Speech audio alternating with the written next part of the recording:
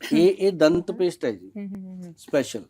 ਇਹਦੀ ਕੀ ਸਪੈਸ਼ਲ ਹੈ ਚੀਜ਼? ਇਹ ਇੱਕ ਤਾਂ ਅੱਜ ਇੱਕ ਬਹੁਤ ਵੱਡੀ ਪ੍ਰੋਬਲਮ ਸੀਗੀ ਮੈਡਮ ਕਿ ਲੋਕਾਂ ਦੇ ਮੂੰਹ ਦੇ ਵਿੱਚੋਂ ਦੁਰਗੰਧ ਬਹੁਤ ਆਉਂਦੀ ਹੈ। ਐਗਜ਼ੈਕਟਲੀ, ਹਾਂਜੀ। ਕਿਉਂਕਿ ਇਹ ਜੰਕ very ਫੂਡ, common। ਹਾਂ ਜੰਕ ਫੂਡ ਖਾਂਦੇ ਆ, Very ਚਟਨੀਆਂ common ਹੈ। ਚੁਟਨੀਆਂ ਉਹਦੇ ਨਾਲ ਜਿੱਦਾਂ ਦਾ ਆਪਾਂ ਖਾਵਾਂਗੇ ਪੇਟ ਚ ਹਾਂਜੀ। ਉਦਾਂ ਦਾ ਉਹ ਕਰਦਾ। ਹਾਂਜੀ ਤ੍ਰਿਫਲਾ ਅੰਮ੍ਰਿਤ ਹਾਂਜੀ ਉਹ ਪਾਊਡਰ ਦਿੱਤਾ 1:4 ਦੀ ਰੇਸ਼ੋ ਦਾ, ਉਹਦੇ ਨਾਲ ਵੀ ਬੜਾ ਫਰਕ ਪਿਆ।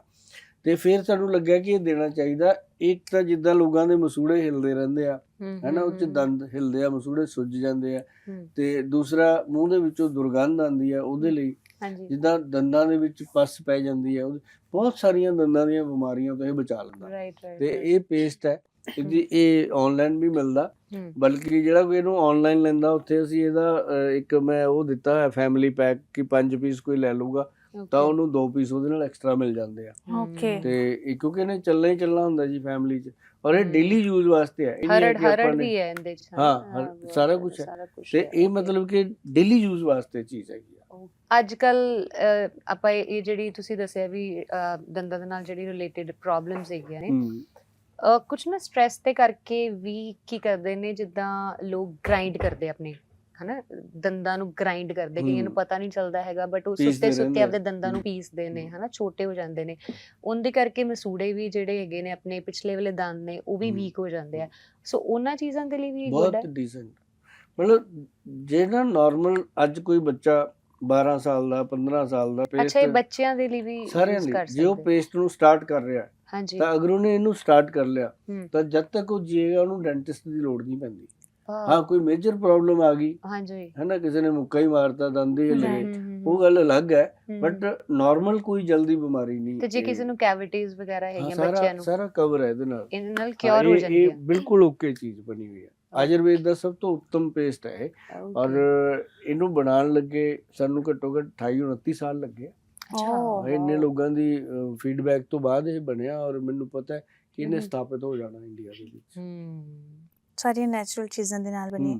ਗੋਇਲ ਸਾਹਿਬ ਇੱਕ ਮੇਰਾ ਹੋਰ ਕੁਐਸਚਨ ਹੈ ਕਿ ਜਿਵੇਂ ਇਹਦੇ ਰਿਲੇਟਡ ਹੀ, ਜਿਵੇਂ ਅਸੀਂ ਆਏ ਦਿਨ ਸੁਣਦੇ ਰਹਿੰਦੇ ਨਵੀਆਂ ਨਵੀਆਂ ਚੀਜ਼ਾਂ ਕਿ ਪੇਸਟ ਯੂਜ਼ ਕਰਨ ਦੇ ਨਾਲ ਸਾਨੂੰ ਕੈਂਸਰ ਹੋ ਸਕਦਾ ਹੈ, ਇੱਦਾਂ ਦੀਆਂ ਚੀਜ਼ਾਂ ਅਸੀਂ ਸੁਣਦੇ ਹਾਂ ਨਾ ਨੋਰਮਲੀ। ਤੇ ਇਹਦੇ ਵਿੱਚ ਇੱਦਾਂ ਦੀ ਕਿਹੜੀ ਚੀਜ਼ ਮਤਲਬ ਕਿ ਜਿਹੜੀ ਹੋਰ ਪੇਸਟ ਦੇ ਵਿੱਚ ਪੈਂਦੀ ਹੈ ਤੇ ਇਹਦੇ ਵਿੱਚ ਉਹ ਚੀਜ਼ ਇਹਨੂੰ ਅਸੀਂ ਮਤਲਬ ਕੋਈ ਕੈਮੀਕਲ ਦਿੱਤਾ ਹੀ ਨਹੀਂ ਜੀ। ਓਕੇ। ਇਹਨੂੰ ਜੇ ਕੋਈ ਯੂਜ਼ ਕਰਦਾ ਝੱਗ ਨਹੀਂ ਬਣਦੀ। ਓਕੇ।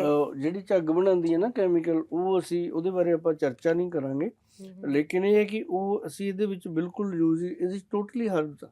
ਓਕੇ। ਔਰ ਜਿਹੜਾ ਹਾਂ ਜੋ ਵੀ ਹੈ ਇਹ ਦੇਖੋ ਇਹਦੇ ਤੇ ਲਿਖਿਆ ਵੀ ਹੋਇਆ, ਨਿੰਮ ਹੈ, ਕਲੋਵ ਹੈ, ਹਰੜ ਹੈ, ਬਹੁਤ ਸਾਰੀਆਂ ਚੀਜ਼ਾਂ ਨੇ। ਜਿਵੇਂ ਲੌਂਗ ਹੈ ਨਾ ਜੀ, ਉਹ ਸਾਡੇ ਦੰਦਾਂ ਦੀ ਹਰ ਬਿਮਾਰੀ, ਹੁਣ ਦੇਖੋ ਕਈ ਵਾਰੀ ਆਪਣੇ ਰਾਤ ਨੂੰ ਦੰਦ ਦੁਖਣ ਲੱਗ ਜਾਂਦਾ ਸੀ ਬੱਚਿਆਂ ਦੇ, ਤਾਂ ਦਾਦੀ ਨਾਨੀ ਕੀ ਕਰਦੀ ਸੀ, ਲੌਂਗ ਥੋੜਾ ਜਿਹਾ ਗਰਮ ਕਰਿਆ ਤੇ ਉਹਦਾ ਪਾਣੀ ਜਿਹਾ ਬਣਾ ਕੇ ਦਾੜ ਥੱਲੇ ਲਗਾਤਾ, ਕਾਟਨ ਦਾ ਫੰਬਾ ਭਰ ਕੇ, ਉੱਥੇ ਹੀ ਬੰਦ ਹੋ ਜਾਂਦੀ ਹੈ।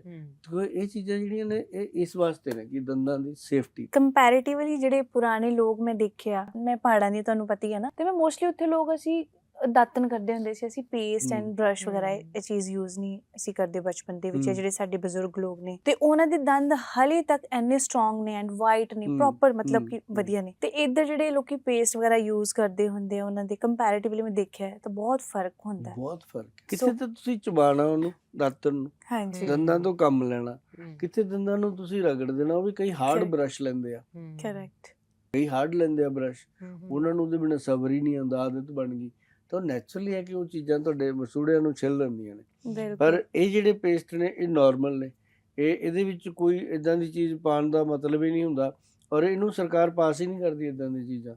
ਔਰ ਦੂਸਰੇ ਜਿਹੜੇ ਪੇਸਟ ਨੇ ਤੁਹਾਨੂੰ ਮਿਲ ਜਾਣਗੇ ਵੈਸੇ ਵੀ ਨਾਰਮਲ ਮਿਲ ਜਾਂਦੇ ਆ, ਕਿ ਕਿਸੇ ਕਲਰ 'ਚ ਆ ਗਿਆ, ਕੋਈ ਕਿਸੇ ਫਲੇਵਰ 'ਚ ਆ ਗਿਆ, ਮਤਲਬ ਉਹ ਚੀਜ਼ਾਂ ਨੇ ਅਟਰੈਕਟ ਕਰਨ ਲਈ ਨੇ। ਜਦ ਕਿ ਦੰਦਾਂ ਨੂੰ ਪ੍ਰੋਟੈਕਟ ਕਰਨ ਦੀ ਲੋੜ ਹੈ, ਅਟਰੈਕਟ ਕਰਨ ਦੀ ਲੋੜ ਨਹੀਂ ਹੈ। ਅਟਰੈਕਟ ਤਾਂ ਦੰਦ ਕਰਨਗੇ ਫਿਰ ਤੁਹਾਡੇ। ਹਾਂਜੀ। ਤੇ ਇਹਦੇ ਨਾਲ ਜੋ ਅਸੀਂ ਬ੍ਰਸ਼ ਯੂਜ਼ ਕਰਦੇ ਹਾਂ, ਤੁਸੀਂ ਕਿਹਾ ਵੀ ਉਹ ਹਾਰਡ ਹੁੰਦੇ ਆ ਜਿਹੜੇ ਆਪਾਂ ਯੂਜ਼ ਕਰਦੇ ਹਾਂ, ਫਿਰ ਤੁਸੀਂ ਬ੍ਰਸ਼ ਵੀ ਲਾਂਚ ਕਰ ਦਿਓ ਨਾਲ ਹੀ। ਬਹੁਤ ਛੇਤੀ ਆ ਰਿਹਾ ਜੀ, ਬਿਲਕੁਲ ਤੁਹਾਡੀ ਗੱਲ ਠੀਕ ਆ।